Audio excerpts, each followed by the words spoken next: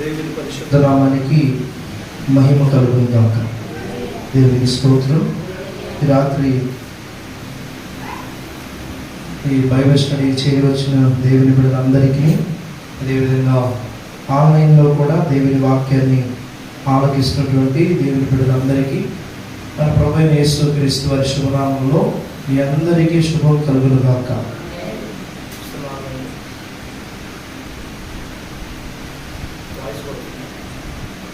హల్లెలూయా హల్లెలూయా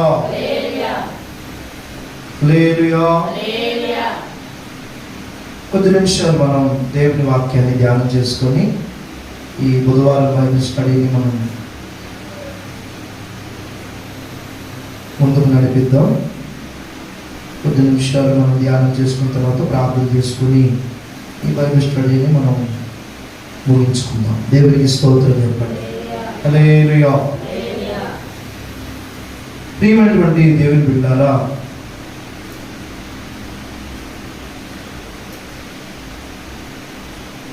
దేవుని సన్నిధికి చేరి వచ్చినటువంటి, లేకపోతే దేవుని సన్నిధికి వస్తున్నటువంటి మన అందరి జీవితాల్లో మనం నేర్చుకుంటూ వస్తున్నట్టుగా రెండు మార్గాల గుండా మనమందరం కూడా ప్రయాణం చేయవలసిన అవసరం ఉంది. ప్రభువుని మనం విశ్వసించక మునుపు, ప్రభువుని మనం తెలుసుకోనక మునుపు మనం ఒకే మార్గంలో నడుస్తున్న వ్యక్తులు, ఒకే మార్గంలో ప్రయాణం చేస్తున్నటువంటి వ్యక్తులు, లేకపోతే లోకంలో ఉన్న వారిలాగా మనకు ఒకే జీవితం మీద ఆలోచన, ఒకే జీవితం మీద ప్రణాళికలు, ఒకే జీవితం మీద మనకున్నటువంటి ఆశలు మనం పెట్టుకొని మనం ముందుకు నడిపించబడుతూ వెళ్తున్నవారు. ఎప్పుడైతే మనం దేవుని సన్నిధికి చేరి దేవుని సన్నిధిలో ఈ భక్తి జీవితం అనేది ఎప్పుడైతే మనం ప్రారంభించామో మన జీవితాల్లో రెండు రకాలైనటువంటి మార్గాల గుండా ప్రయాణించవలసిన అవసరం మనకు ఏర్పడింది. మనం రెండు రకాలైనటువంటి జీవితాల గుండా ప్రయాణం చేయవలసిన అవసరం మనకి ఏర్పడింది. దేవునికి స్తోత్రం. ఈ రెండవ అనుభవంలోనికి అడుగు పెట్టిన తరువాత ఇది మనకి కష్టతరంగా ఉండకుండా, ఇది మనకి సులువుగాను తేలికగాను మారునట్లుగా మనమందరం కూడా ఈ ఆధ్యాత్మిక భక్తి జీవితంలో ఉన్నటువంటి అవగాహన, శ్రేష్టతలు మనందరం కూడా ఎరిగిన వారంగా మనం ఉండాలి. దేవునికి స్తోత్రం. చూడండి, నేను ఒక ఉదాహరణగా ఒక మాట చెబుతాను. మనం సాధారణంగా శారీరకమైనటువంటి కుటుంబాన్ని నడిపించాలంటే కుటుంబంలో ఎవరెవరు ఉంటారంటే తండ్రి, తల్లి, పిల్లలు. ఒకవేళ ఈ ఉమ్మడి కుటుంబం అయితే తండ్రి, తల్లి, పిల్లలతో పాటు తండ్రి యొక్క తల్లిదండ్రులు కూడా ఉంటారు. తండ్రి యొక్క తల్లిదండ్రులు కూడా ఉంటారు. ఒకవేళ ఇంకా ఆ కుటుంబంలో ఎవరైనా ముసలివారు, పెద్దవారు, వృద్ధాప్యంలోకి వచ్చిన వారు ఎవరైనా ఉంటే వారు కూడా వారితో ఉంటారు. దేవునికి స్తోత్రం. ఇప్పుడు ఇది కుటుంబ జీవితం. ఏమంటారు దాన్ని? కుటుంబ జీవితం అని మనం మాట్లాడతాం. ఇప్పుడు ఈ కుటుంబ జీవితాన్ని నడిపించాలా లేదా? ఇప్పుడు ఈ కుటుంబ జీవితాన్ని నడిపించడానికి ఎవరైతే బాధ్యత చేపడతారో, ఎవరైతే బరువును మోస్తారో, ఈ జీవితం యొక్క అవగాహన వారికి లేకపోతే భార్యను ఎలా నడిపించాలో అర్థం కాదు, పిల్లల్ని ఎలా నడిపించాలో అర్థం కాదు, అదేవిధంగా ఇంట్లో ఉన్న వృద్ధాప్యంలో ఉన్న వారిని ఎలా నడిపించాలో అర్థం కాక ఆ జీవితం నడిపించడం కష్టతరం అవుతుంది. అంతేనా కాదా? హల్లెలూయా. వింటున్నారా నేను చెప్పే మాట? ఇప్పుడు ఇంట్లో సాధారణంగా ఎవరు బాధ్యత బరువు మోస్తారంటే ఇంట్లో ఉన్న పురుషుడు. పురుషుడు ఆధిక్యత వహిస్తూ ఉంటాడు, పురుషుడు అధికారాన్ని తీసుకుంటా ఉంటాడు, లేకపోతే భర్త అధికారాన్ని తీసుకుంటూ ఉంటాడు. ఇప్పుడు ఆ కుటుంబ జీవితాన్ని నడిపించాల్సినటువంటి ఆ భర్త లేకపోతే ఆ ఇంట్లో ఉన్న పురుషుడు ఎప్పుడైతే ఆ జీవితాన్ని ఎలా నడిపించాలో తనకు అవగాహన తెలియకపోతే ఆ కుటుంబాన్ని నడిపించడం చాలా కష్టం అవుతుంది. అవుతుందా కాదా? వింటున్నారా నేను చెప్పే మాట? చాలా కష్టంగా మారుతుంది, చాలా ఇబ్బందికరంగా ఫీల్ అవుతాడు, చాలా ఎలా మారుతుందంటే బరువుగా ఇది నా వల్ల కావట్లేదు అన్నట్టుగా మాట్లాడుతూ ఉంటాడు.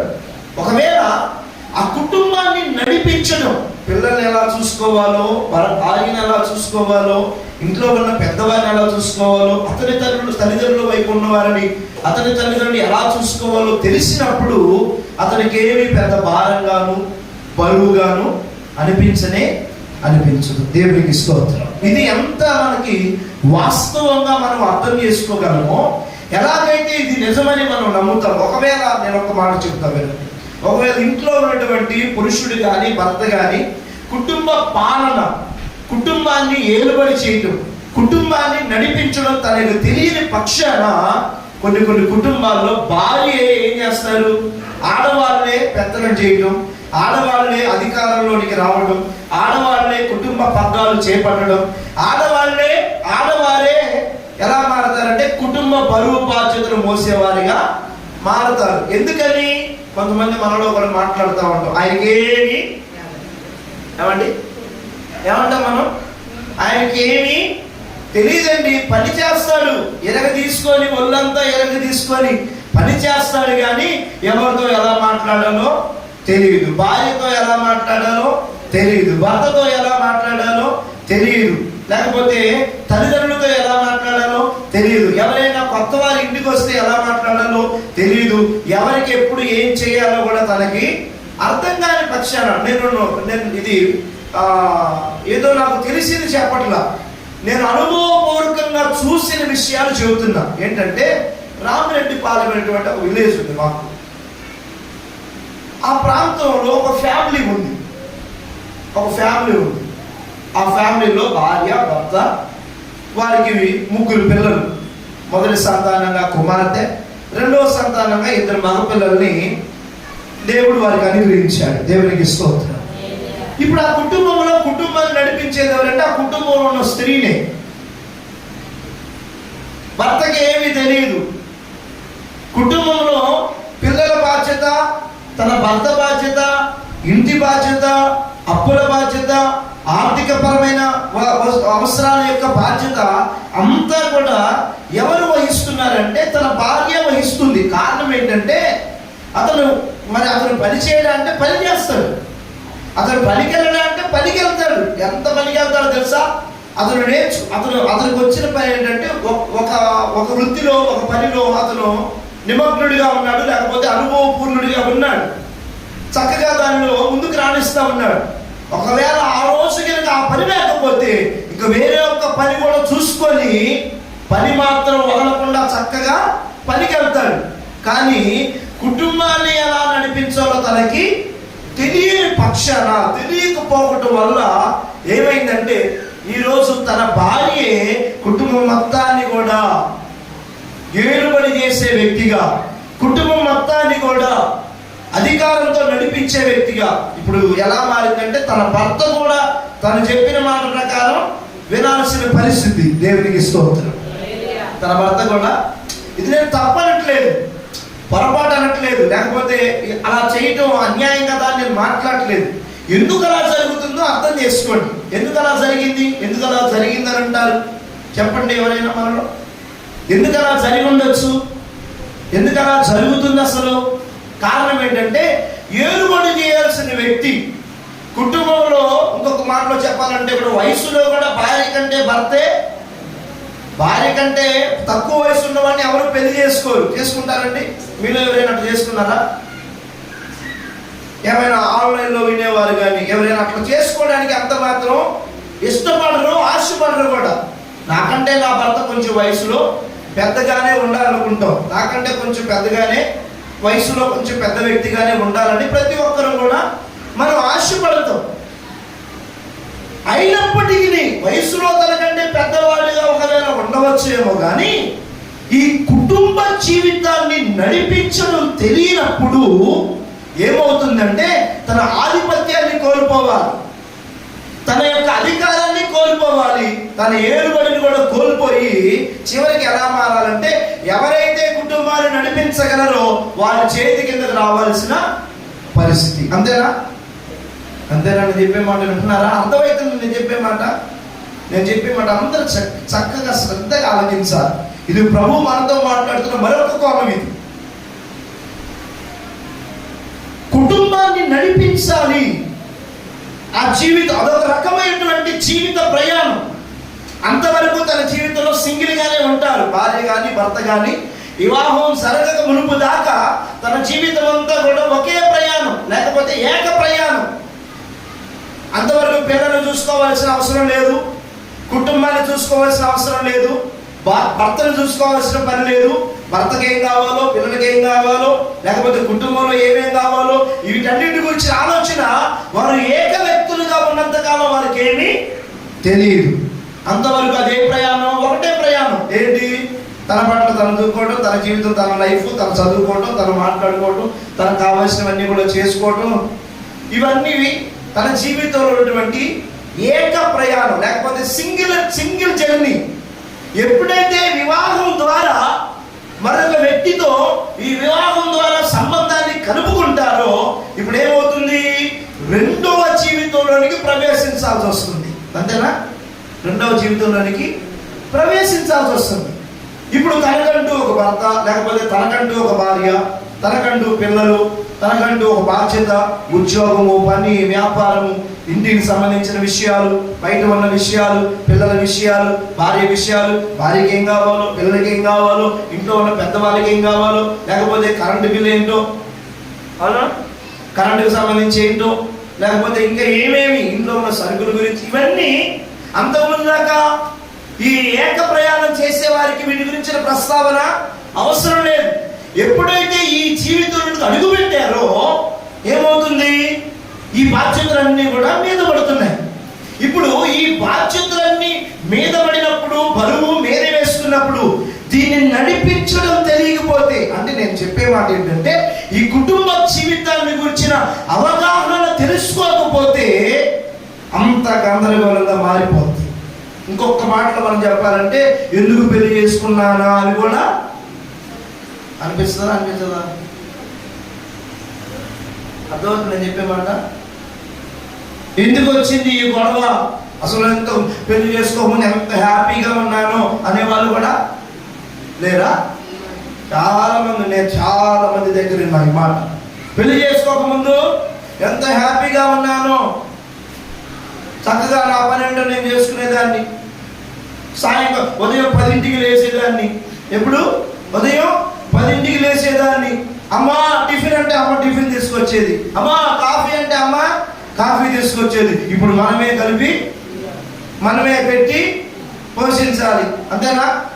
ఎన్ని సతలు బట్టలు ఇచ్చినా సరే అమ్మ వల్ల పడితే ఎగో అనుకుంటా, అమ్మ నా వల్ల కావట్లేదు అంటే అమ్మే మొత్తం ఒదిగి పెట్టేది.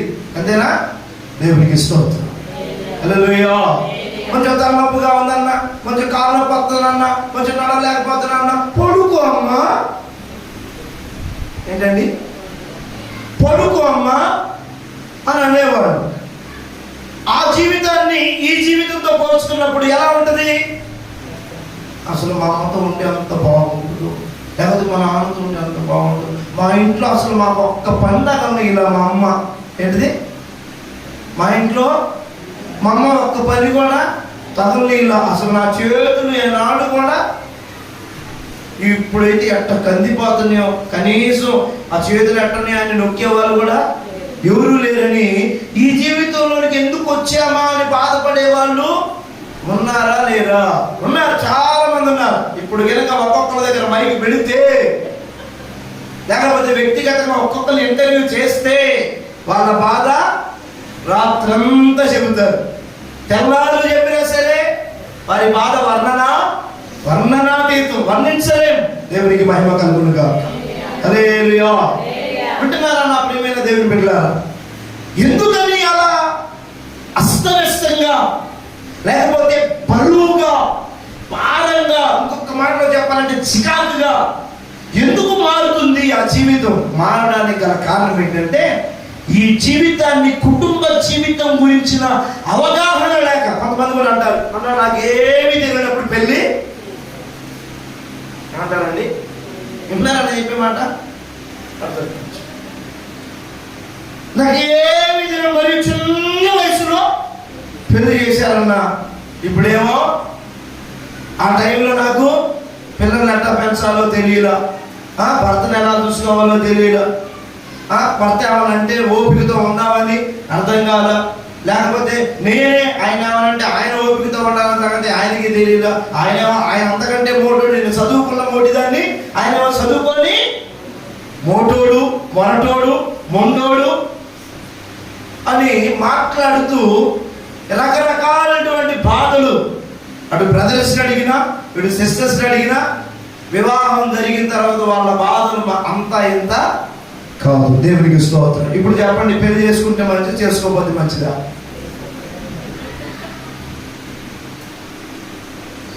చేసుకుంటే మంచిదా, చేసుకోకపోతే మంచిదా? మిగతా వాళ్ళు చేస్తావా? హల్లెలూయా. ఒక్కోసారి మనం అంటా ఉంటాం, ఏమంటాం సార్, ఆమె ఓ పెళ్లి పిల్లలు ఏడు ఎగురుతారే, ఏమంటాం మనం? ఓ పెళ్లి పిల్లలు గుంజుకుంటారేంటే, ఓ పెళ్లి పిల్లని ఓ కళ్ళకంటారంటే, ఒకసారి అడిగి పెడితే కనుక తెలియదని మాట్లాడతాం. దేవునికి స్తోత్రం. అంటే ఏంటి దాని అర్థం? ఏంటి దాని అర్థం? ఏంటి? ఆ కుటుంబ జీవితాన్ని సరిగ్గా ఏలుబడి చేయటం రాక, దానిని ఎలా నడిపించాలో ఆ జ్ఞానం, అవగాహన తెలియక ఈరోజు చాలా కుటుంబాలు విచ్ఛిన్నమవుతున్నట్లుగాను, కష్టతరమవుతున్నట్టుగాను, అటు ఆర్థికంగాను, ఆత్మీయంగాను, శారీరకంగాను, ఆరోగ్యపరంగాను అన్ని విషయాల్లో కూడా ఇబ్బందుల్లోకి వెళ్తున్నట్టుగా మారడానికి గల కారణం ఏంటంటే కుటుంబ జీవితం యొక్క అవగాహన. కొన్ని కుటుంబాలు చూడండి, కొంచెం అంటే అమ్మడే కూర్చుంటారు పిల్లలు, అవునా? కొంతమంది చూడండి, నాదేమీ లేదని అంతా మా ఆవిడది అని అంటారు. ఎందుకని? ఏమొచ్చినా అన్నీ కూడా ఆమె చూసుకునేది. ఏమొచ్చినా సరే, మాకేం కావాలన్నా సరే, ఎవరండి ఇంట్లో, ఎవరు ఇంట్లో పెద్దవాళ్ళు లేరండి, నేనే. సరే పెద్దవాళ్ళు మీరే, మరి ఏంటి ఇల్లు ఏంటి, కరెంట్ బిల్ ఏంటి, అయ్యేంటి, అవన్నీ నాకేమీ తెలియదండి. మా ఆవిడ అమ్మాయి నీకోసం వచ్చారు అని అంటా ఉంటారు. అంటారా లేదా?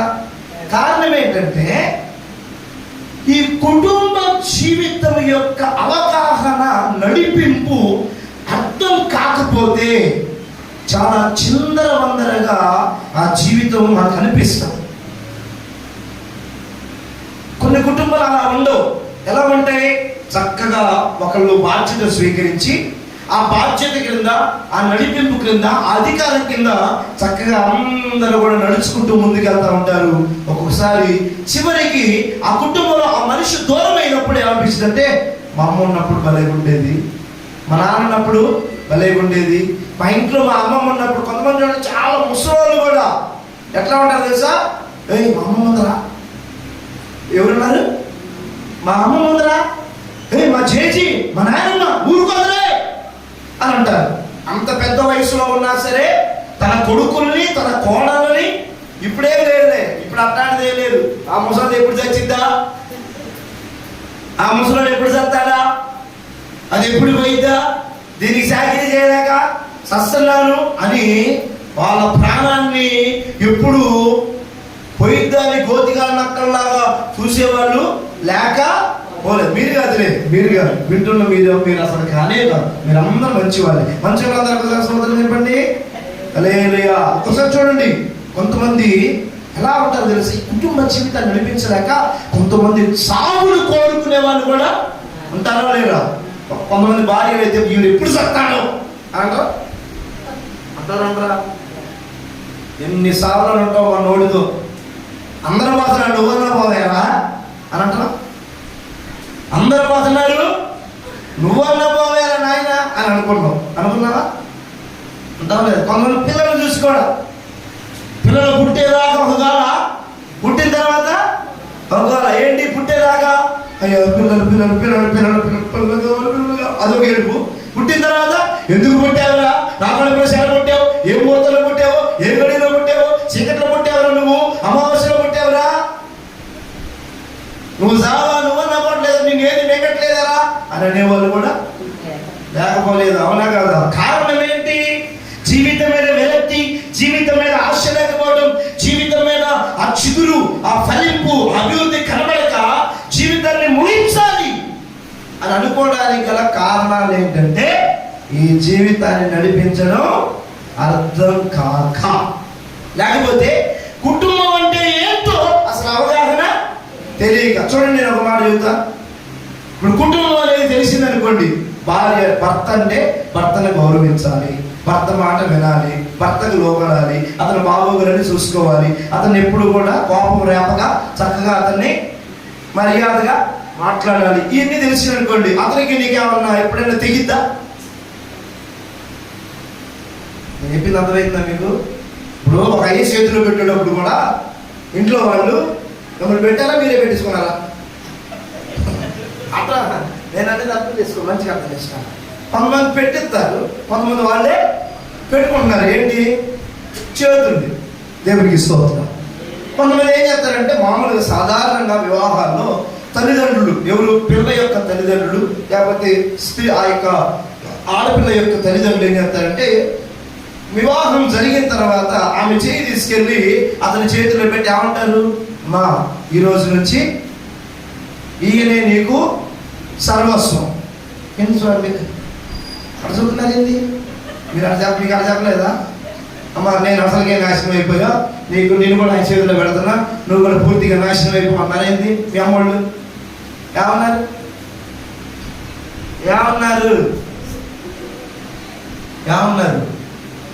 అమ్మా నేను అతని చేతిలో పెడుతున్నాను, ఈరోజు తండ్రి అయినా, ఈ రోజు నుండి తండ్రి అయినా తల్లి అయినా ఎవరైనా ఇంకా నీకు అంతా ఆయననమ్మా.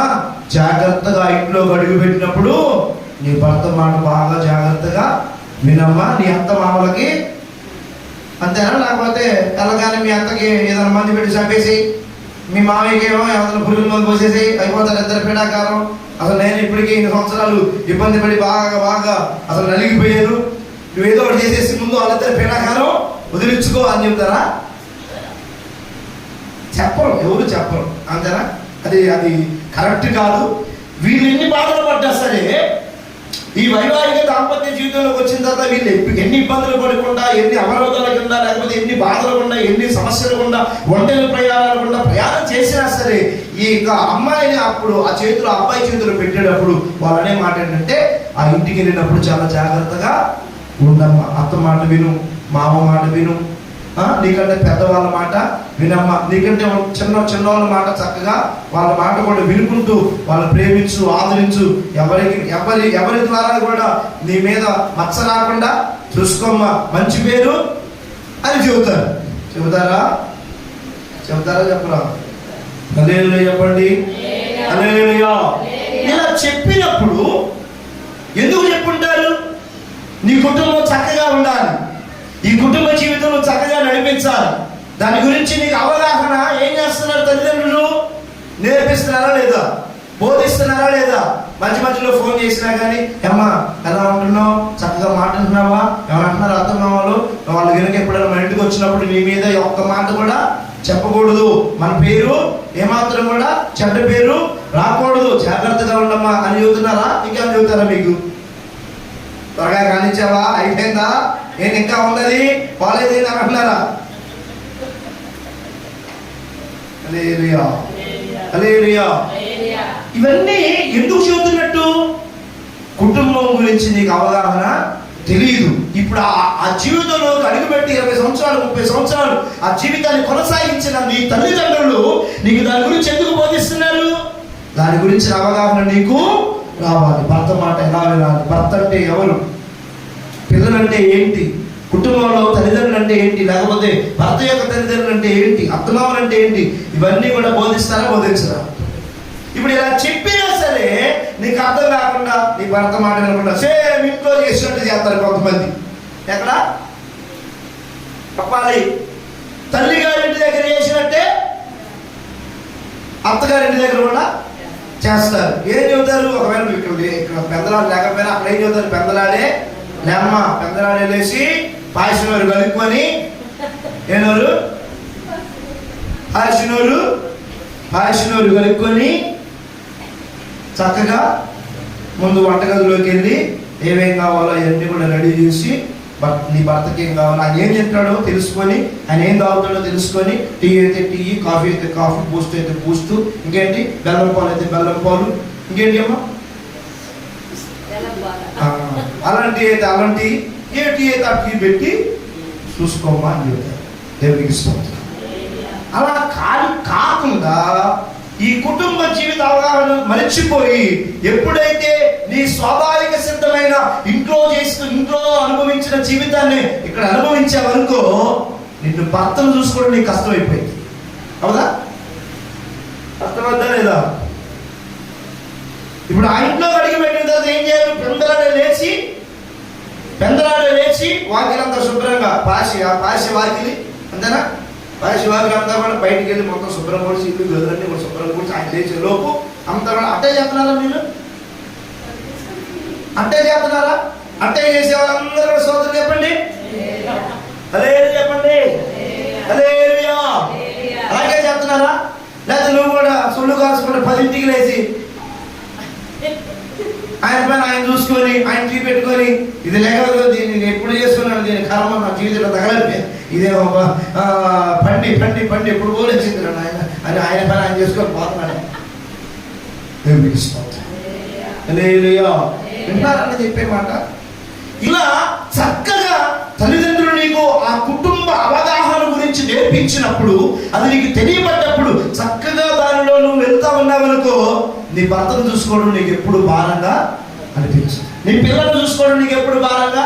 ఇంకొక మాట చెబుతా వినండి, మీకు ఇంకా క్లియర్గా అర్థం చెబుతా. ఇప్పుడు నువ్వు ఆ కుటుంబ జీవితంలో అడుగు పెట్టారా? మీరందరూ కూడా అడుగు పెట్టారా? చాలా మంది ఈ లైవ్ లో చూస్తున్న వాళ్ళే అవ్వచ్చు, లేకపోతే ఇంకేమైనా అవ్వచ్చు, వీళ్ళందరూ కూడా ఈ కుటుంబ దాంపత్య వైవాహిక జీవితంలో అడుగుపెట్టి ఉంటారు. అడుగుపెట్టిన తరువాత నీకు పుట్టిన పిల్లల్ని చదివించేటప్పుడు వాళ్ళకి ఒకవేళ ఏదైనా అర్థం కాకపోతే నీ దగ్గరకు వచ్చి అడిగితే నువ్వు కూడా తెల్లమొహం చూసేవనుకో, పిల్లలకి చదువు నేర్పించడం నీ వల్ల అయిద్దా? ఇప్పుడు వాడు కనుక ఏంటమ్మా ఇవన్నీ ఈ మ్యాథ్స్ అంతా నాకేం అర్థం కాదు, 2 రోజులు ఎంత అన్నా అని అడిగాను అనుకో, నువ్వు 50 అన్నావు అనుకో, వాడు అంటాడు మా అమ్మ బంగారం బిడ్డా అని అన్నాడా? ఇప్పుడు ఆ పిల్లల్ని ఆ ఎడ్యుకేషన్ పరంగా, చదువు పరంగా నువ్వు నడిపించడం తేలికైతే ఇబ్బంది అవుతా? చెప్పండి. నీకు సులువుగా ఉంటుందా ఇబ్బందికరంగా ఉంటుందా? ఇబ్బందికరంగా. సులువుగా ఉంటుందా? నీకు చదువు రాదు, నీ పిల్లలు చదువుకున్నారు, వాళ్ళకి ఇప్పుడు అని చెప్పాలి, చెప్తావా? రాపిస్తావా? రాయగలవా? అదే నీకు తెలుసుంటే, చదువు గురించి నీకు అర్థమైతే, నువ్వు కూడా 10th క్లాస్ ఇంటర్మీడియట్లో చదువుకున్నట్టయితే పిల్లలకి ఈజీగా చెప్తావు. దేవునికి ఇస్తావు. అప్పుడు నీ పిల్లల్ని వాళ్ళకి ఆ చదువు విషయంలో వాళ్ళని ముందుకు నడిపించడం నీకు ఇబ్బందికరంగా ఏమీ ఉండదు. ఒకవేళ నీకు తెలియని పక్షాన ఆ పిల్లలు ఏదైనా అడిగినా సరే, నాకు తెలియదు మీ నాన్న దగ్గరికి, వాడు ఎప్పుడైనా ఇక బుక్కు పట్టుకొని వస్తున్నారంటే సారిగా నీకు 1, 2 మొత్తం పైనుంచి కింద చోట్ల పట్టుకొద్దు. అంతే రావా? ఒరే నా దగ్గరికి రామాక, మీ నాన్న కొంచెం నాకంటే కొంచెం చదువుకున్నాడు, మీ నాన్న దగ్గర పోండి రా, అంతేనా కదా? ఎందుకంటే నీకు అంత భారంగా, అంత కష్టంగా, అంత ఇబ్బందిగా ఎందుకు ఉంటుంది? దాని గురించిన అవగాహన నీకు లేదు, నువ్వు దాన్ని నేర్చుకోను లేదు, దాన్ని అభ్యాసం చేయలేదు, దాని గురించి ఏ మాత్రం జ్ఞానం నీకు లేనప్పుడు కష్టంగా మారుతుంది. హల్లెలూయా, హల్లెలూయా చెప్పండి, 2 చేతులతో చెప్పండి, హల్లెలూయా. అర్థమైందని చెప్పిన మాట? అర్థం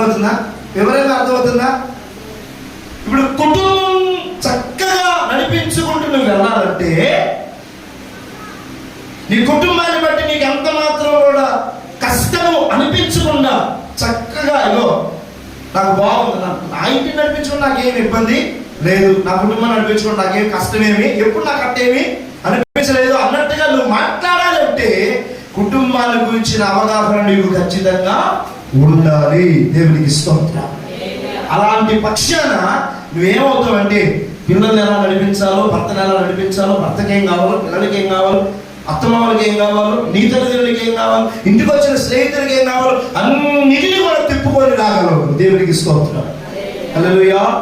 కొంతమంది చూడండి, భలే అసలు ఎంత చురుగ్గానో, ఎంత యాక్టివ్గానో, ఎంత దాని ఏమంటారంటే దాని విషయంలో, కుటుంబాన్ని నడిపించే విషయంలో ఎంత శ్రద్ధగా ఉంటారు. కొంతమందికి అంత చికాగా అవుతాడు. ఎవరు వస్తే సరేగా, ఇంటికి ఎవరైనా వస్తే చాలు, ఇది అక్కడ పెట్ట, అది ఇక్కడ పెట్ట, అది ఎత్తే, ఇది ఎత్తే, ఏమంటే గందరగోళంగా మారుతుంది. దేవునికి స్తోత్రం. హల్లెలూయా. అదే విధంగా ఆ కుటుంబాన్ని గురించి నీ భర్తకి ఏం కావాలో నీకు అవగాహన చేసి, కొంతమంది చూడండి ఇట్టే పట్టేసుకుంటారు. ఏంటిది? పంది పిల్లనా? ఏంటిది ఇట్టే పట్టేసుకునేది? హల్లెలూయా. కొంతమంది ఇట్లాగే పట్టేసుకుని చెప్పగానే, ఆ మనిషిని చూడగానే అతనికి ఏం ఇష్టమో, అతను ఏం వేసుకుంటాడు, అతనికి ఏం కావాలో అన్ని కూడా ఇట్లాగే పట్టేసుకుంటారు. కొంతమంది 20 సంవత్సరాలు కాపురం చేసిన, 20 సంవత్సరాలు అతనితో గడిపిన, అతనికి ఏం కావాలో ఎంత వెనక్కి కూడా కనీసం అన్నం పెట్టేటప్పుడు నీళ్ళ గ్లాసు పెట్టాలన్న సంగతి కూడా అంతేనా? ఓవర్ తిరిగినట్టే ఉంటుంది. అన్నం పెట్టేటప్పుడు ముందే ఏం పెట్టాలి? అన్నం సెట్టా, మంచి నీళ్ళు ఇవ్వాలి, అంతేనా కాదు? కొంతమందికి ఈ అవగాహన కూడా తెలియదు. బుర్ర పల్లెలు వేసుకొస్తూనే ఉంటారు. మరి మంచి నీళ్ళు వాడు ఈ లోపల మద్దతు అంటే ఇంకోండి తీసుకొస్తున్నాను అంటారా? చదువుతున్నది అర్థమవుతున్నది చెప్పే మాట. హల్లెలూయా. అర్థమవుతుందా నేను చెప్పే మాట? చాలా అతను 10 వేసి ఇంటికి రాగానే అతనికి ఏం కావాలో కూడా కొంతమందికి తెలియదు. ఏం చేస్తా ఉంటారు? అమ్మాయి టవల్ ఇదిగో ఆడం తీసుగా, ఏంటి అమ్మ టవల్ కొంచెం నీళ్ళు పెట్టమని అతనంటే, నీళ్ళు నీ మొహానికి నీళ్ళు అంట, నీళ్ళు పెద్ద ఎరగబడుతున్నావని అని మాట్లాడే వాళ్ళు కూడా లేకపోలేదు. అవునా? ఎందుకు ఇట్లాంటివి మాట్లాడినప్పుడు, ఇట్లాంటివి వచ్చినప్పుడు కుటుంబాన్ని నడిపించడం చాలా ఇబ్బందికరంగా మారుతుంది. దేవునికి స్తోత్రం. అర్థం చేసుకొని ఇలాగే వెంటనే ఆ జ్ఞానాన్ని ఎప్పుడైతే నువ్వు పొందుకోగలవో, భర్తని ఎలా చూసుకోవాలో అర్థమైపోతుంది నీకు. అతను కోపం వచ్చినప్పుడు ఎలా ఎమ్మటే నీళ్ళు పోసి సల్లార్చాలో ఉందా ఈ జ్ఞానం? పాపం వస్తుందా మీ భర్తలకి, మీ భార్యలకి? లైవ్లో వినేవాళ్ళు, మీ భార్యకి కోపం వచ్చిందా? దేవునికి స్తోత్రం. బైబిల్లో ఏమన్నా తెలుసా? జ్ఞానము గలవాడంట కోపానంతా కూడా ఏం చేస్తాడు? చల్లారు చేస్తాడు. జ్ఞానం గలవాడు. జ్ఞానం లేదు ఏం చేస్తుంది? నీకే అంతుంటే నాకెంత ఏమనుకుంటున్నారా అని మాట్లాడేవాళ్ళు కూడా ఉంటారా? అంటున్నావు. జ్ఞానం లేదు. ఏం జ్ఞానం? కుటుంబానికి వచ్చిన జ్ఞానం చాలా మందికి లేదు. కుటుంబాన్ని ఎలా నడిపించాలో జ్ఞానం తెలియదు. కోపం వచ్చినప్పుడు అతనితో ఎలా మెలగాలి, కోపం వచ్చినప్పుడు అతనితో ఎలా మాట్లాడాలి, ఏముండవు. ఉన్నాయా? ఉండవు. అప్పుడు ఏమైంది? అన్నీ అడుగుతున్నావా నువ్వు, ఈ సంగతి వచ్చిన తర్వాత చూసుకుంటా అని మాట్లాడతావు. కోపంలో ఉన్నప్పుడు ఎలా మాట్లాడాలో, మనిషి తిక్క ఉన్నప్పుడు ఎలా మాట్లాడాలో, అతను ప్రేమగా ఉన్నప్పుడు ఎలా మాట్లాడి మనకు కావాల్సి రాసుకోవాలో ఈ జ్ఞానం ఎవడు ఉండదు. వాడు కోపం ఉన్నప్పుడే నాకు సేవ పెట్టావా అనదు. కోపంలో ఉన్నప్పుడే ఏమన్నా నా పుట్టినరోజు ఒక్క కేక్ కన్నా తెచ్చావా అంటారా? అప్పుడు ఏమైంది? నీకు సేవ కావాలా అని ఉన్న పాత సేవ తీసుకొచ్చి నీ మెడ పెట్టి చేసి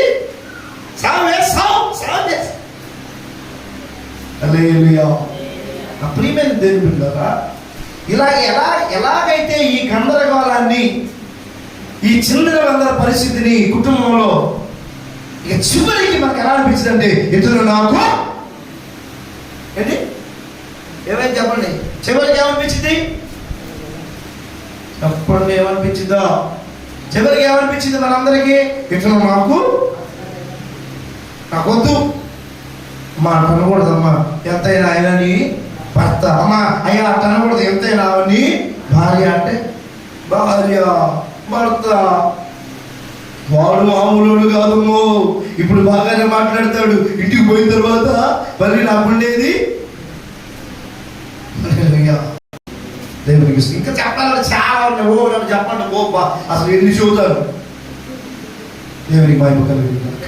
కారణం ఏంటి? నేను చెప్పేది మీరు పాయింట్ చెప్పగా వెళ్ళి ఎందుకెలా మనకి దానిలో భారము కష్టము, ఇక నా వల్ల కాదు, నేను నాకు చేతగాడు, నేను చేయలేను అని విశ్వసించి ఆ జీవితాన్ని వదిలించుకోవాలని ఈరోజు విడాకులు ఎందుకు అయిపోతుంది? విడాకులు ఎందుకు వస్తున్నాయి తెలుసా మీకు? ఎందుకు వస్తున్నాయి? విడాకులు తీసుకోవాలన్న మనస్సు ఎందుకు వస్తుంది? భర్త మనసు భార్యకు అర్థం కాక, భార్య మనసు భర్తకి అర్థం కాక, పిల్లల మనసు తండ్రులకు అర్థం కాక, తల్లిదండ్రుల మనసు పిల్లలకి అర్థం కాక, అత్త మనసు కోడలకి అర్థం కాక, కోడల మనసు మామ మనసు అల్లుడికి అర్థం కాక, అల్లుడి మనసు మామకి అర్థం కాక ఈరోజు కుటుంబాలు ఎలా అయిపోతున్నాయి? దేవునికి స్తోత్రం. హల్లెలూయా. విన్నారని చెప్పే మాట. అందుకే చాలా వివాహం జరిగేటప్పుడు కూడా, చేసుకునేటప్పుడు కూడా చాలా జాగ్రత్తగా ఉండమనేది. ఎందుకని? బొరా బొరా బొరా బొరా మావాడు మావాడు మావాడు, నేను మావాడు మావాడు మావాడు, అమ్మో మా అక్క మా అక్కే కొడుకు, అమ్మో మా చెల్లి కొడుకు అని చేస్తారా లేదా? ఏమైంది ఇప్పుడు? అతని గురించి నీకేమీ తెలియదు, నీ గురించి అతనికి ఏమీ తెలియదు, అర్థం చేసుకోవడంలో తేడా వచ్చింది. ఏమైపోయింది? అదే దేవుని బిడ్డలు అయితే ఏం చేస్తారు? నీ కోపం వచ్చినప్పుడు ఆయన సాధాడతాడు, ఆయన కోపం వచ్చినప్పుడు అవుతారా అవరా? ఇప్పుడు దేవుని బిడ్డ చేసుకోవడం మంచిదా? దేవుని బిడ్డ అన్నులు చేసుకోవడం మంచిది? చెప్పండి.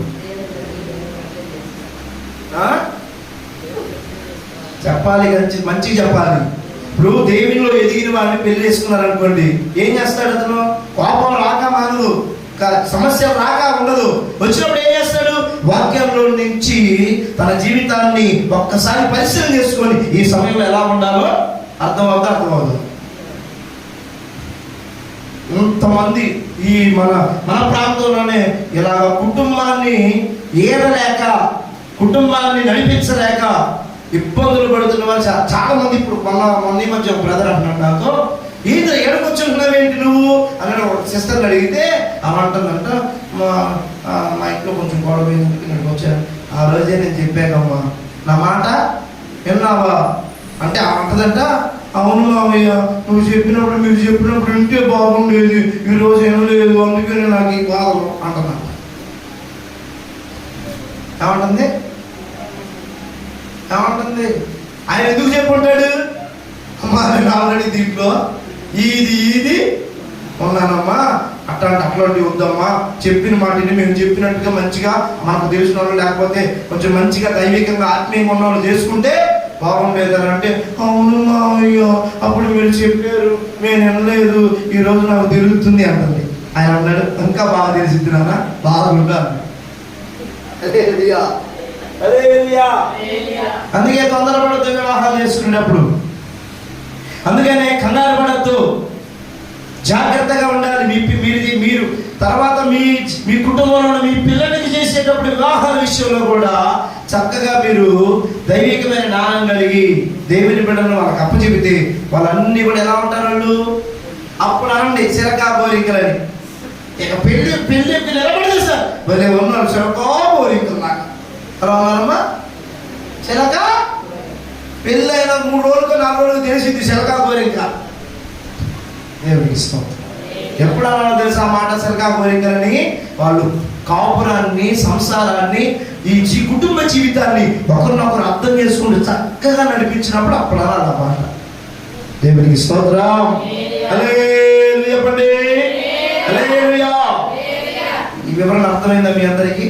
అర్థమైందని నేను అనుకుంటున్నాను. అర్థమైందా మీ అందరికీ? ఇప్పుడు జీవితాన్ని చక్కగా, ఈ కుటుంబ జీవితాన్ని చక్కగా నడిపించాలనుకుంటున్నాను అన్న వాళ్ళు ఒకసారి చేయొద్దండి. అనుకుంటే నువ్వేం చేయాల్సిన పని ఏంటంటే అసలు కుటుంబాన్ని గురించిన అవగాహన, జ్ఞానం ముందు పొందుకోవాలి. ముందేం చేయాలి? పొందుకోవాలి. ఇప్పుడు ఈ జ్ఞానం మనకు కావాలంటే ఏం చేయాలి? ఇదిగో మీలో ఎవరికైనా జ్ఞానం కొదువుగా ఉంటే నా దగ్గరకు వచ్చి నన్ను అడగండి అన్నాడు ప్రభు. అప్పుడు నేను ఆ జ్ఞానాన్ని మీకు ఏం చేస్తాను? ఏ సందేహం లేకుండా నన్ను అడిగితే ఆ జ్ఞానాన్ని నీకు ఇస్తాను. ఏ జ్ఞానం? భర్తను ఎలా నడిపించాలి. అయ్యా నాకు ఈ కుటుంబాన్ని నడిపించడం నా వల్ల కావట్లేదు. భర్తతో ఎలా మాట్లాడాలో నాకు అర్థం కావట్లేదు. కోపం వచ్చినప్పుడు ఎలా ఉండాలో నాకు తెలియట్లా. అతనితో ప్రేమగా ఉన్నప్పుడు ఎలా ఉండాలో కొంతమంది అతను ప్రేమగా మాట్లాడేప్పుడు ఏంటి కొంత దూరం ఉండు చాలే కానీ అని అంటారు. అంటారా? అర్థమవుతుందా? ఇప్పుడు భర్తకి ఆల్వేస్ కోపంతోనే ఉంటాడా? ఉండడుగా. ఒక్కోసారి ప్రేమ పొంగు వచ్చిందా లేదా? ప్రేమ పొంగు వచ్చిందా లేదా?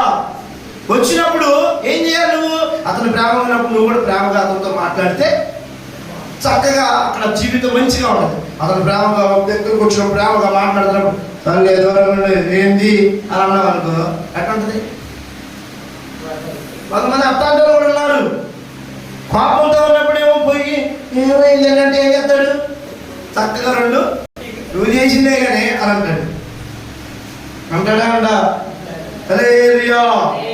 ఇవన్నీ కూడా ఎలా వస్తాయి? ఆ జ్ఞానం కొదువైనప్పుడు ఆ కొదువైన జ్ఞానాన్ని పొందుకోవడానికి దేవుని దగ్గరికి రావాలి. యాకోబు పత్రిక మొదటి అధ్యాయం, యాకోబు పత్రిక మొదటి అధ్యాయం చదవండి అందరం. యాకోబు పత్రిక మొదటి అధ్యాయం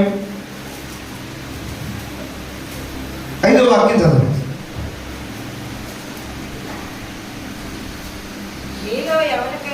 మీలో ఎవరికైనాను జ్ఞానము కొదువగా ఉన్న యెడల అతడు దేవుణ్ణి అడగవలెను.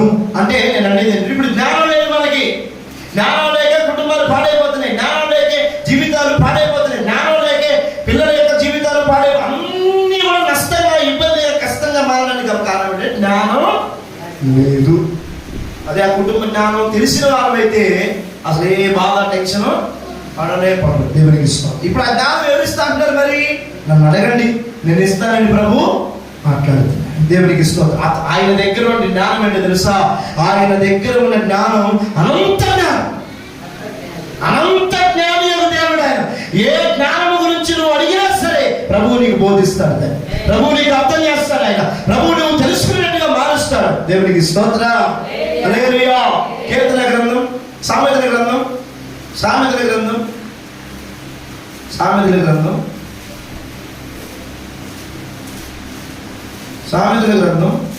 2వ అధ్యాయం 6వ వాక్యం చదవండి. యెహోవాయే జ్ఞానమిచ్చువాడు, తెలివియు వివేచనయు ఆయన నోట నుండి వచ్చును. దేవునికి స్తోత్రం. నా ప్రియమైన దేవుని బిడ్డలారా, దేవుని వాక్యాన్ని వింటున్నటువంటి ఈ యొక్క లైవ్ లో వీక్షిస్తున్న దేవుని బిడ్డలారా, ఆన్లైన్ లో దేవుని వాక్యం వింటున్న వారే కానీ ఇక్కడ ప్రత్యక్షంగా ఉండే దేవుని వాక్యం వింటున్న ఎవరైనా సరే, ఈ రోజు మీకు కావలసిన ఏ జ్ఞానమైనా సరే, కుటుంబ జ్ఞానం కావాలా, చదువుల జ్ఞానం కావాలా, ఆత్మీయ జ్ఞానం కావాలా, శారీరక జ్ఞానం కావాలా, వ్యాపారంలో జ్ఞానం కావాలా, ఉద్యోగాల జ్ఞానం కావాలా, అది ఏ జ్ఞానమైనా సరే ఈ రోజు ప్రభువు దగ్గర నువ్వు మొరపెడితే ఆయన నీకు అనుగ్రహించును గాక. ఎందుకంటే యెహోవాయే జ్ఞానాన్ని ఇచ్చేవాడు, ఆయనే జ్ఞానాన్ని ఇస్తాడు నీకు. ఎప్పుడు ఆ జ్ఞానం గురించి నాకు బోధించు ప్రభు అంటే ఖచ్చితంగా ఆయన నీ యొక్క హృదయంలో ఆ జ్ఞానాన్ని పూర్తిగా నింపుతాడు. ఈ జ్ఞానం వచ్చినప్పుడు సామెతల గ్రంథం 14 మొదటి వాక్యం చదవండి. సామెతల గ్రంథం 14 మొదటి వాక్యం.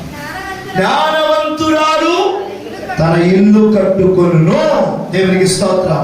జ్ఞానం ఏం చేసింది? కింద పడుతుంది, కింద పడుతుంది. 3 రాళ్ళు తన చేతులతో తన ఇల్లు ఓడబెట్టుకొని పెట్టే వేడదు. కానీ మా అమ్మరింటికి పోతా. ఎవరింటికి? అంటే ఏదో చదువుతున్నానంటే ఇక నేను ఉండను ఈ ఇంటిలో. అసలు నాకేం విలువ ఉంది? అసలు నా మాట వింటాడా మీ అబ్బాయి? అసలు అసలు నాకేమని ఇస్తున్నాడా? నాకేం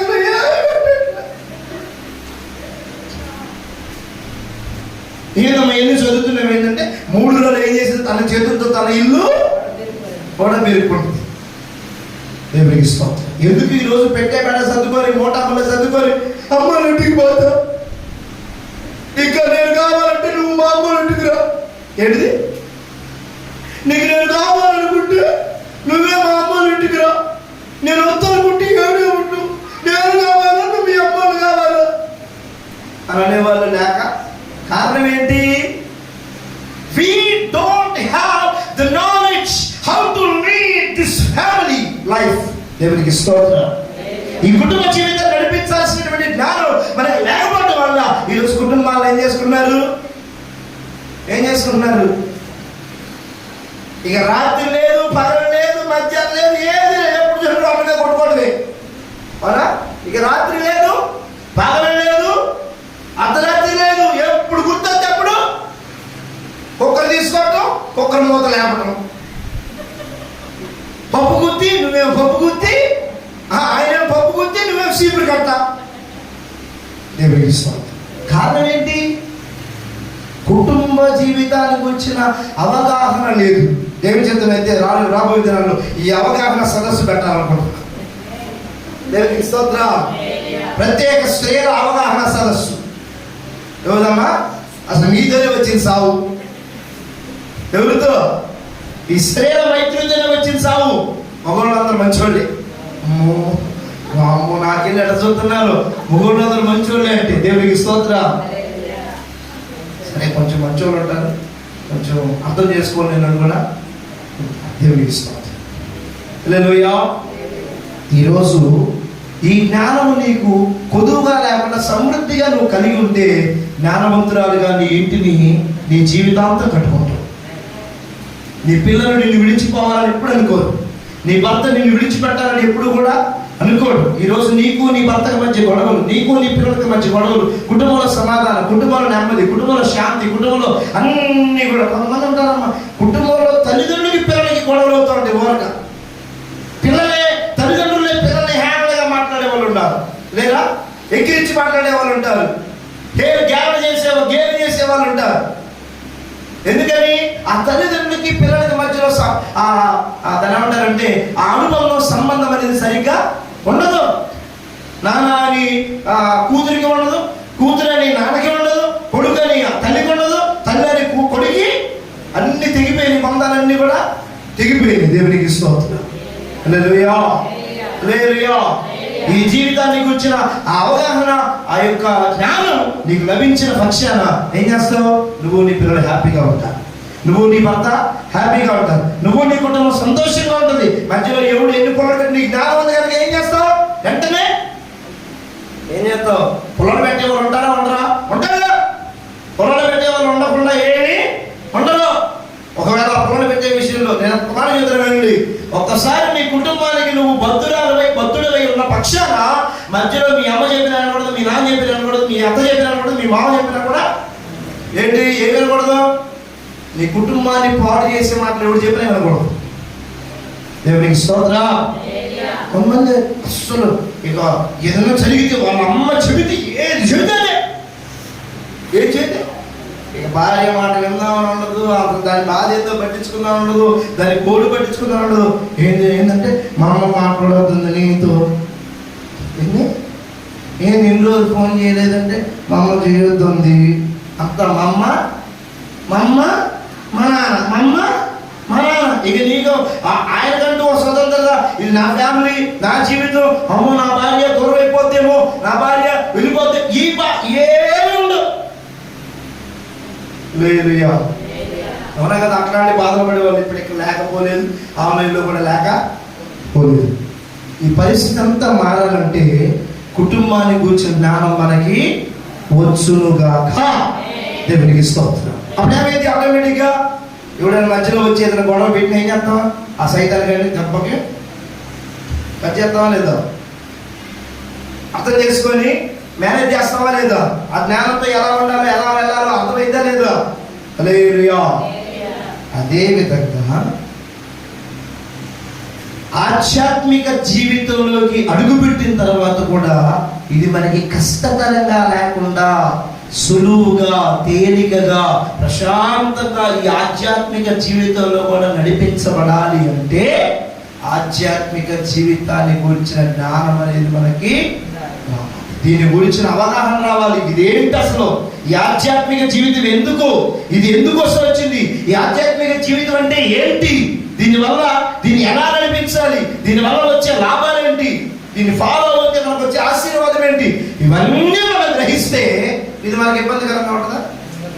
ఈరోజు ప్రార్థనకు రావాలంటే ఎంతమందికి బాధ ఉండదు, పోస్ట్ పెడితే చాలు, ఈరోజు ప్రార్థన ఉందంట, లేరా? నేను అందాలు వచ్చినప్పుడు పెద్ద చర్చి చూసి వచ్చా. ఏం చర్చి? పెద్ద చర్చి చూసి వచ్చా. ఈరోజు బుధవారం కదా, బైబిల్ స్టడీ ఉంటుందిగా ప్రతి చర్చిలో. బుధవారం రోజున, శనివారం, బుధవారం, ఆదివారం, ఈ 3 వారాల్లో చక్కగా క్రమంగా ఆరాధనలు జరుగుతాయి అన్ని మందిరాలు. అంత పెద్ద చర్చిలో ఒకళ్ళు అన్ని కుర్చీలు వేసుకునే, పట్టాలు వేసుకునే, ఎవరో 2-3 ఉన్నారు అంతే. ఎవరో 2-3 ఉన్నారంతే. రోడ్డు మీద చూస్తే కనపడుతుంది మొత్తం సీను. ఎందుకని ఆదివారమే ఎందుకు వస్తున్నాడు చెప్పనా? ఆదివారం రాకపోతే మన రొట్టె కావాలంటే బేకరీ కొనుక్కి వెళ్తే పెద్ద రొట్టె బేకరీలో పోయి ఎంత పెద్ద మరి ఫోన్ ఎట్లా తెలుసా, రొట్టె ఎప్పుడు బుధవారం ప్రార్థన ఉండదు, శనివారం ప్రార్థన ఉండదు, శుద్ధీకరణ ఉండదు, శుద్ధీకరణ కోటాలంలో, స్వార్థ కోటాలంలో, ఏమైనా గృహ కోటాలంలో ఏముండవు. మళ్ళీ 2వ ఆదివారం 3వ ఆదివారం పల్లారాజులు అయితే రొట్టె ఇస్తారు అయ్యగారు. ఏం కావాలంట? రొట్టె. నేను చేస్తారా? పెద్ద రొట్టె చేసేస్తాను. ఎందుకని ఈ రోజున ప్రజల జీవితాల్లో ఆధ్యాత్మిక కరువు అవడానికి, ఆత్మీయత ప్రశ్నపట్టడానికి గల కారణం ఏంటంటే దీని గురించినటువంటి జ్ఞానము లేని వారే చాలా మంది ఉన్నారా? చాలా మంది ఉన్నారు. ఎందుకు అలా ఈరోజు కష్టమైపోయింది. బుధవారం ప్రార్థన ఏంటి నేను రాను పోలే, ఆయన నాకంతా కొంచెం ఇంట్లో చాలా పని ఉంది, నువ్వు ఇంట్లో చాలా పని ఉంది, అందుకు మా ఆయన ఫోన్ చేస్తూనే ఉండవు, ఇంటికి పోవాలి. ఏదో మనం చెప్పాక నెప్ప కూడా చెబుతారని. ఎట్లా? వాడు దూడ కొన్నాడంటే దాన్ని చూడటానికి పోవాలంట, కొన్నాడంట చూడటానికి పోవాలంట. అదేంటి? ఎద్దులు కొన్నాడంటమ్మా, ఎద్దులు కొనేటప్పుడు చూస్తావా, చూసి కొంటావా? చూసి కొంటాం అంతే కదా. కొన్న తర్వాత చూస్తారా అది ఆడదా మగదా అని? కాదు కదా, కొన కదా. దేవుడికి స్తోత్రం. వాడు చెప్పి సాకు ఏం తెలుసా, నేను ఎద్దును కొన్నాను, అది ఎట్టుందో చూసుకొని రావాలంటాడు. అంటే సాగా కాదా ఇది? ఇంకోటి ఏమన్నాడు? పొలం కొన్నాడంట, పొలం కొన్నాను, నేను పొలం పరీక్షించ వెళ్తున్నాను అంటాడు. పొలం ఉన్నప్పుడు అది ఎకరమా 2 ఎకరాలా, అది ఏ పొలం, వరి పొలం వేస్తారా, దాంట్లో మాగాని పొలం వేస్తారా, మిరప తోట వేస్తారా, చెరుకు తోట వేస్తారా, అన్ని చూసుకొని కదా కొనుక్కునేది. ఈరోజు ఎట్లా చెప్తుంది తెలుసా, మా ఆయన వస్తాడు, ఎక్కడికి వచ్చేది నిన్ను తొక్కడానికి. చెప్పే వాళ్ళు ఉన్నారు, మా పిల్లలు వస్తారు. ఇంకొక ఆవిడ చెప్పి తెలుసా, మా పిల్లలు లేకపోతే నా నిద్ర పట్టదు. పిల్లలు లేకపోతే ఆమె నిద్ర పట్టదంట. అందుకనే మరి మా పిల్లలు ట్యూషన్కి వెళ్ళారు. ఈరోజు మన వాళ్ళు వస్తే మేము ఇటు వస్తే మన పిల్లలు అక్కడ ఉంటారు, లేకపోతే నాకు నిద్ర పట్టదు, వాళ్ళు చూడకపోతే నాకు ఏం చెబుతున్నావు. కారణం ఏంటి? ఈ ఆధ్యాత్మిక జీవితాన్ని గురించిన జ్ఞానం లేదు, అవగాహన లేదు. ఇది ఎందుకు ప్రభు నీ జీవితంలోనికి అనుమతించాడో, దీనిలోనికి ఎందుకు రావాల్సి వచ్చిందో, మధ్యలో ఇది ఎందుకు జరిగిందో, ఏమి మన పక్షాలు మన భార్యలో మనం పోతా ఉంటే మన పర్యాణం మనం చేసుకుంటాడు, మధ్యలో తగలా ఇది ఏంటిది? ఇది మహిమ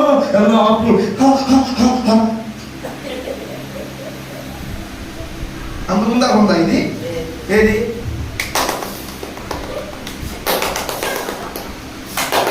ఇదన్నీ ఆడనే మనకు అంతకుముందు ఇది మధ్యలో తగిలిందా తగలేదా? ఇది గుర్తుకుంది ఏమైంది? ఉన్న జీవితం కాస్త 2 అయింది. అయిందా అవలేదా? ఎందుకు ఈరోజు భారం?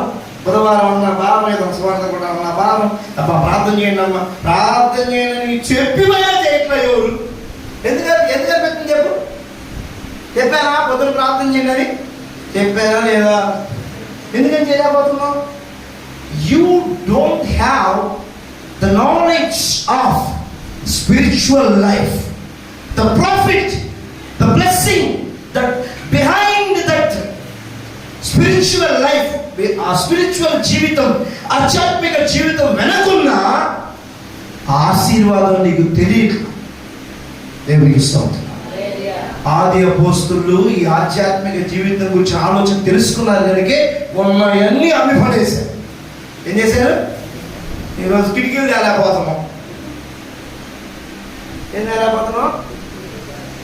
కిటికీలు తేలేకపోతున్నాం చర్చిలోకి మనం.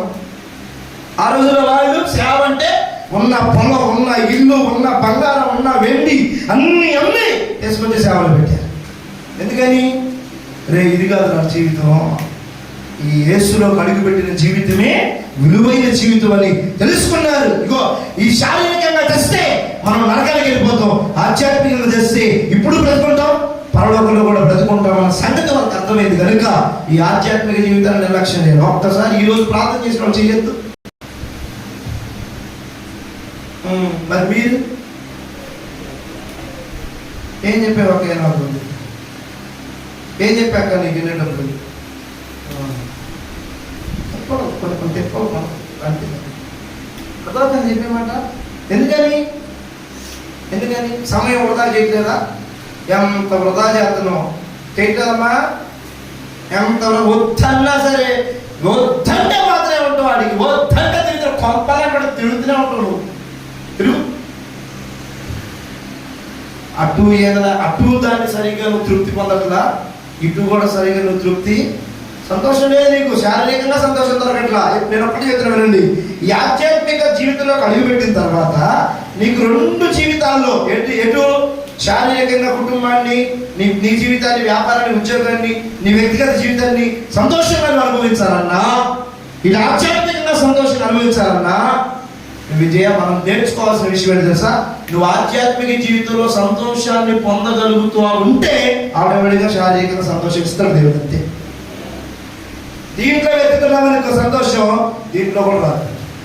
అదే దీంట్లో వెతుక్కో, ఖచ్చితంగా దీంట్లో ఇస్తాడు దేవుడు. హల్లెలూయా. నేను చెప్పే మాట, ఈరోజు చాలా మంది క్రైస్తవులే, దేవుని బిడ్డలే, మాకు ఏ ఆనందం లేదండి, ఏ సంతోషం లేదండి, మాకు ఏ తృప్తి లేదండి, ఏంటో అసలు ఎటు పోతున్నామో మాకే తెలియట్లేదు. మా చుట్టాలు కూడా మమ్మల్ని అట్ట అడుగుతున్నారు, ఎందుకన్నా బోలా అనుకుంటా, ఏసు బాబు అటు పోయేదేమే, నేను చెప్పాక మీకు అని అనేవాళ్ళు లేకపోలేదు. వాళ్ళకి మనం సులభంగా కనబడకపోలేదు. కారణం ఏంటి? ఆధ్యాత్మిక జీవితాన్ని అడుగుపెట్టి కూడా శారీరకంగానే మనం పరిగెత్తుతున్నాం, శారీరకమైన సంతోషాన్ని వెతుక్కుంటున్నాం కనుక ఈ ఆధ్యాత్మిక సంతోషం దూరం అవుతుంది. ఈ సంతోషం కూడా మనం చెప్పాక పెరిగిపోతే ఎట్లుంటుంది? అక్కడ బిర్యానీ కానీ సరిగ్గా తినలేవు, స్వీట్ ఏదైనా పెట్టినా నీకు స్వీట్ లాగా ఉండదు, చేదు ఉంటుంది. ఎందుకంటే నేను గుర్తొస్తా ఉంటాగా, ఆదివారం పెళ్ళి, నేను ఆదివారం ప్రార్థన పెళ్ళి పోయాము, నేను గుర్తొస్తా ఉంటా నీకు. ఎవరు?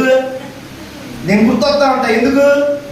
నేను గుర్తొచ్చినప్పుడు ఎలా అనిపించింది నీకు? అక్కడ స్వీట్ జిలేబీ పెట్టినా సరే నీకు ఎట్లా అనిపించింది? బజ్జీ మిర్చి తిన్నట్టు ఉంటుంది. కారణం ఏంటి?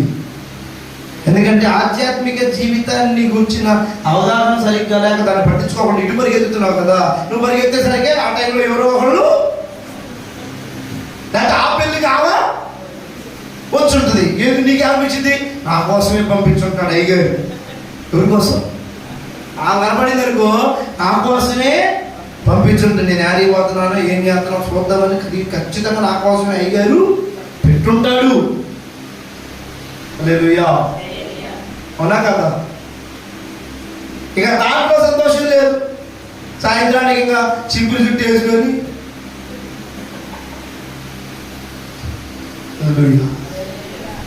చాలా మంది ఆధ్యాత్మిక జీవితాలు వదిలిపెట్టి చేసుకున్న తీర్మానాలు పక్కన పెట్టి ఓ కొంపలప్పుడు తిరుగుతా ఉన్నారు. ఇక అదే పాట అక్కడ అడుగు పెడితే సార్ గంటల ఒకటే సోది, బయట కూర్చొని ఒకటే సోది, రోడ్ల మీద కూర్చొని ఒకటే సోది. అటు నీకు దాంట్లో ఆనందం లేదు, ఇటు దీంట్లో కూడా ఎట్ట ఆనందం లేదు. నువ్వు ఆ కూర్చున్నావు అనుకో, ఇద్దరు మాట్లాడుకుంటే ఆ వచ్చినావు నా గురించే అనగలే, నా గురించి అంటే నా గురించి వదిలేంటి అనగలే. నీకు ఆమెకి ఉన్న ఆనందం 3 గంటలు మాట్లాడిన ఆనందం ఏమైపోయింది? పాపం శంకులు పైకి లేపేలాగా ఏమిగిస్తాను. అర్థం చెప్పే మాట అలాగే మాట్లాడే గల కారణం ఏంటి? నువ్వు ఎత్తుక్కున్న ఆనందం ఏంటి? అక్కతో మాట్లాడితే కాసేపు బాగుంటుంది అని పరిగెత్తే చివరికి ఏమైంది? ఆ మాట ఏమమాట, ఆ మాట ఏమమాట, పక్కనింటో మాట, ఇరుగింటో మాట, ఆ మాట ఈ మాట చెబుతున్నావా? పోయి వాళ్ళ గురించి వీళ్ళ గురించి మాట్లాడుతున్నావా? జాగ్రత్త. దేవునికి స్తోత్రం. ఏమైతే తెలుసా? దానిలో ఎదుర్కొనే సంతోషం కాస్త నీకు భయంకరమైన దుఃఖంగా మారింది. తర్వాత నీకు ఎట్లా అనిపిస్తుంది తెలుసా? ఎందుకు చెప్పాను అనవసరంగా, అసలు దాని గురించి నేను ఎందుకు మాట్లాడా? అయ్యో మాట్లాడుకుంటే బాగుండేది, ఆమె గురించి నేను మాట్లాడుకుంటే బాగుండేది, ఈయన గురించి నేను మాట్లాడుకుంటే బాగుండేది. ఈరోజు ఇదే పోలే తెలిసింది. నీకు ఏదైనా తెలిసినప్పుడు ఏం చేయాలమ్మా? నీ లోపల పెట్టుకోవాలి. పోయి ఆవుకోద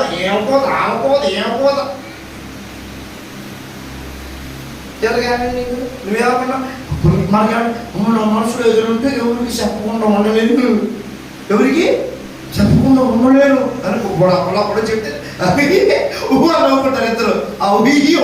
ఏమైంది? చక్కగా రోగల మండలకి సీకులకి దారి తీసిద్దా తీదా. అందుకే నేను చెప్పేది దేవుడికి స్తోత్రం. నువ్వు దీంట్లో వెతుక్కో ఆనందం. బైబిల్ చదవడంలో వెతుక్కో, వాక్యం వినడంలో వెతుక్కో సంతోషం, ప్రార్థన చేయడంలో వెతుక్కో. అప్పుడు ఆటోమేటిక్గా నీకు శారీరకంగా కూడా దేవుడు సంతోషాన్ని ఇస్తాడు. ఆయన సభలో కూడా దేవుడికి స్తోత్రం. ఏది కావాలి నీకు? సంతోషం. చెప్పింది అర్థమవుతుందా? ఈ ఆధ్యాత్మిక జీవితంలో నువ్వు సంతోషాన్ని వెతుక్కో. శారీరకంగా కూడా నీకు సంతోషాన్ని ఇవ్వకపోతే నన్ను వచ్చి అడుగు. ఎక్కడ నువ్వు కష్టపడుతూ దీనిలో ప్రయాసపడుతూ కష్టపడు, దీన్ని వెతుకు. అప్పుడు నీకు లోక సంబంధమైనవన్నీ కూడా దేవుడు నీకు ఇవ్వబోతున్నాడు. ప్రభు చెప్పింది అదే, మొదట నీతిని రాజ్యాన్ని వెతకండి, అప్పుడు ఇవన్నీ కూడా నువ్వు ఇవన్నీ పక్కన పెట్టి ఇవన్నీ దూరం చేసుకొని ప్రార్థన, భక్తి, ఆత్మీయత అన్ని దూరం చేసుకొని ఇటువైపు పరిగెత్తుతా ఉంటే గేహాజీ పరిస్థితి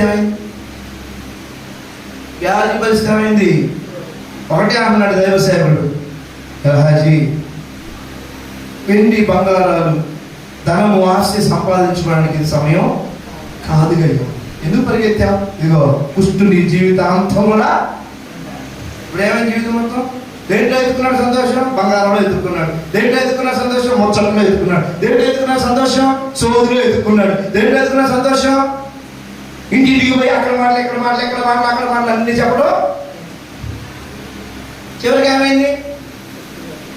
మరి దొరికింది సంతోషం. తనకి తన తరాలకి 4 తరాలకి ఆ దయ్యాన్ని అంటిపెట్టాడు. దేవుడికి ఇష్టం. అదే సేవకుడితో ఉంటే, ప్రార్థనలో ఉంటే, మందిరంలో ఉంటే, వాక్యంలో ఉంటే, సువార్తలో ఉంటే, కూటంలో ఉంటే ఏమయ్యేది? తన కుటుంబం తరాలు దీవించబడి. ఈరోజు భ్రష్టులైపోయి, శాపగ్రస్తులైపోయి, కుటుంబానికి పనికిరాక, వారికి పనికిరాక, ఎందుకు పనికిరాకుండా అవ్వడానికి కారణం తెలుసా? ఆధ్యాత్మిక జీవితం అంటే విలువ వాడికి అంతే. ఆ గేహాజీకి ఏమైంది? ఓ ఎప్పుడైనా ప్రార్థన అంటే వాళ్ళంది బంగారం తెస్తే అన్ని బట్టలు తెచ్చి మొత్తం పెడేందేనా? తెలిసిందా వాడికి భక్తి జీవితం గురించి ఆ ప్రాముఖ్యత అర్థమైందా? సేవకుడు అంటే విలువ అర్థమైందా? సేవకుడి దగ్గర ఉండటం అంటే విలువ అర్థమైందా? సేవకుడి దగ్గర తినడం అంటే విలువ అర్థమైందా? ఏం అర్థం కాదు. ఏమైపోయింది వాడి జీవితం? ఏమైపోయింది? ఈరోజు మనం కూడా అలాగే తయారవుతాం. ఎలా? ప్రార్థన ఆ టైం అంటే ఆవిడ వచ్చి కూర్చొని చేసుకుంటే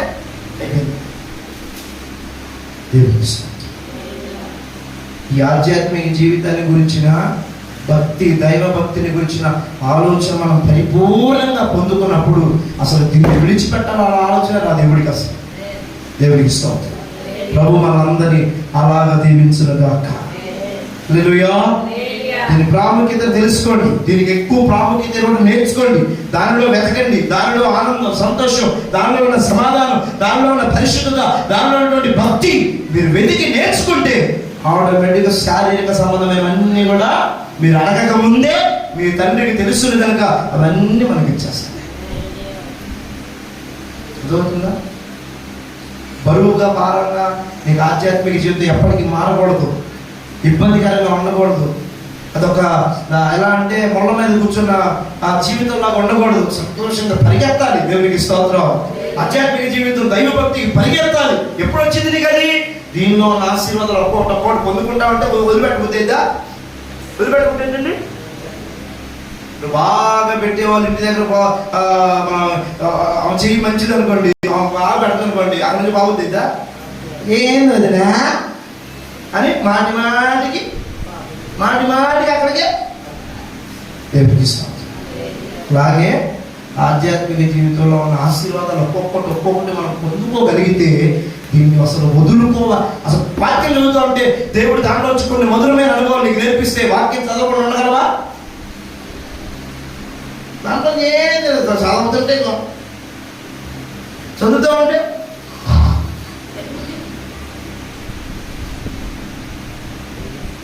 ఒకటే అట్లా చేసుకుంటే ఎట్లా దాంట్లో రుచి ఎట్లా అర్థమైంది మనకి? తెలుస్తాం.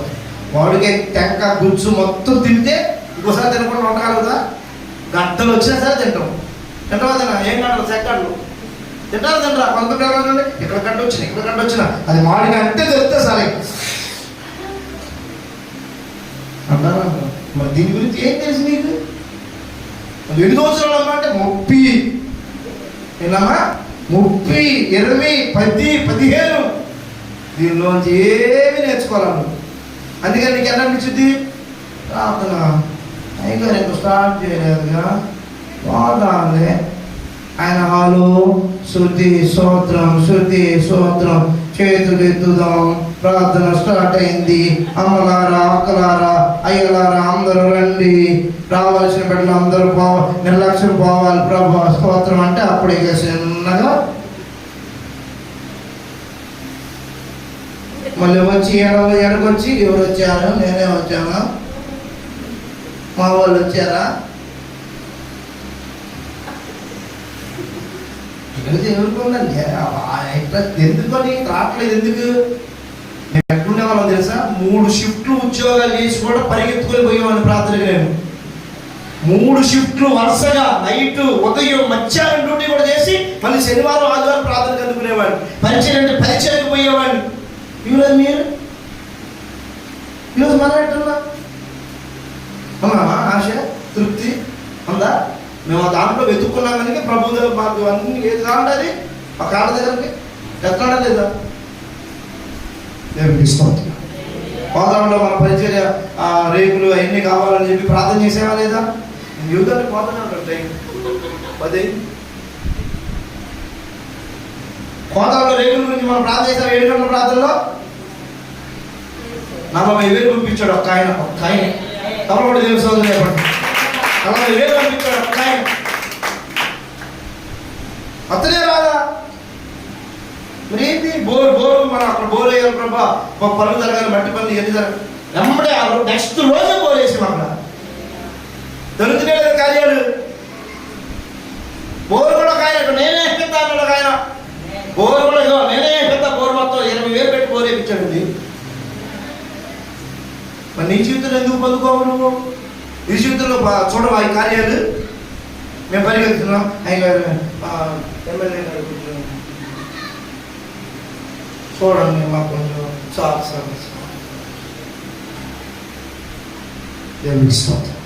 ఆయన వెంట పరిగెత్తుతా ఉంటే ఆటోమేటిక్గా మనకు కావాల్సినవి కూడా మన వెంట అలాగే ఉండాలి. మీరు చక్కగా అలాంటి జీవితంలో మనం ఉండాలి. అర్థం చేయమంటే ప్రార్థన చేయరు, చెప్పినా, పురిగొల్పినా, ఫోన్లు పెట్టినా, మెసేజ్ పెట్టినా, ఈరోజు ప్రార్థన చేసేవా, బైబిల్ చదివేవా అన్నాను. ఒక్కళ్ళన్నా ఫోన్ చేసి నేను చదివే అన్నా, నేను చేసే అన్నారు. ఎవరన్నా మెసేజ్ పెట్టారా? లేదా ఫోన్ చేశాను నాకు, ఇంకా నేను చదివే అయ్యారని. ఎలా చేస్తాడు ప్రభు మన ఖరీదుల కార్యాలు? అన్నిటికీ చేయలేదు. ఈ జీవితాన్ని ఎప్పుడు కూడా నీకు ఇంకా కష్టంగా ఉంటుందంటే దానికి కారణం ఏంటంటే దీనిలో ఉన్న టేస్ట్ నీకు తెలుసుకోండి. దీనిలో ఉన్న టేస్ట్ తెలుసుకోండి. అయ్యగారు వెంబడి సేవకులు వెంబడి పరిగెత్తితే వాళ్ళతో పాటు ఎక్కడికంటే అక్కడికి పోతే ఎలా ఉంటుందో ఆ జీవితం గురించి ముందు అర్థమైతే విడిచిపెట్టనే దేవుడికి ఇష్టం. అందుకనే ప్రార్థనని లక్ష్యం చేయొద్దు. ఆధ్యాత్మిక జీవితాన్ని నిర్లక్ష్యం చేయొద్దు. విలువైంది, ఇది చాలా విలువైంది. అన్నీ నీకు ఇచ్చేది, అన్నీ ఇచ్చేస్తాం. కానీ దీంతో ఉండండి, ఈ ఆధ్యాత్మిక జీవితంలో పరిగెత్తండి. ప్రభు మనకు అలాగ దయచేయను. అందరం మోకరించండి. మనమందరం మోకరించి ప్రభు యొక్క సన్నిధిలో చిన్న ప్రార్థన చేద్దాం.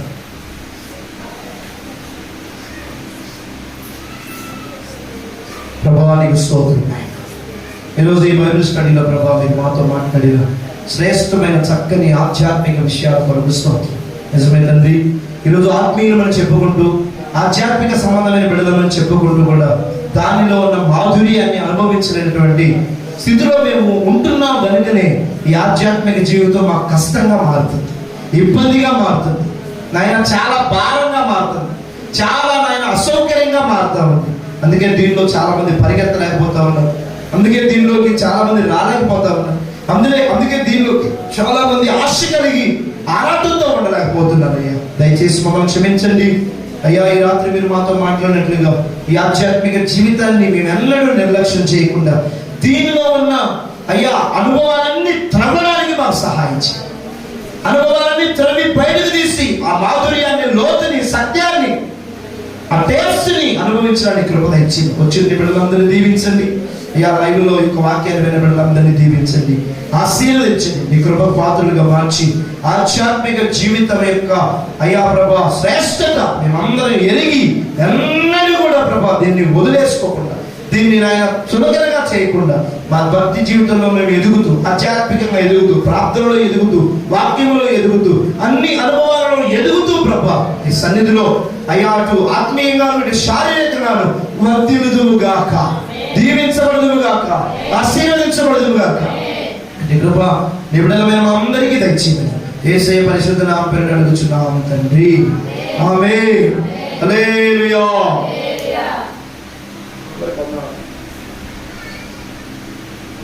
అందరికీ వందనాలు.